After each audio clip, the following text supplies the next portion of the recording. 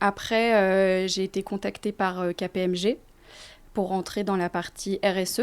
Je me souviens de tes interrogations aussi sur ça. Ah, qu'est-ce que vous en pensez? Mhm. J'aimerais me spécialiser dans la RSE.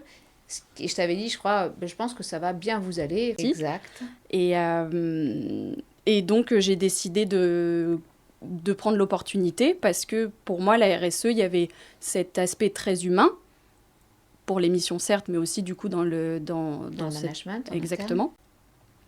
Et en fait, en RSE, je me retrouvais avec des semaines où j'avais 8 à 10 missions en même temps à gérer. Sauf que je connaissais pas le domaine de la RSE comme les autres seniors. Du coup, j'apprenais beaucoup de mes juniors. J'ai eu des juniors incroyables qui m'ont vraiment épaulé, qui ont vraiment été d'un très beau soutien. Mais en fait, j'ai pas été formée.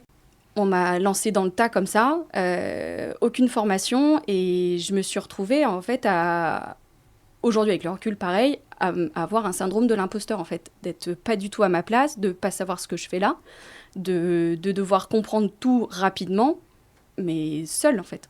Et en fait, je me rends compte, et aussi avec mes juniors, ça me brisait le cœur quand je les voyais dans des états qui me rappelaient des souvenirs.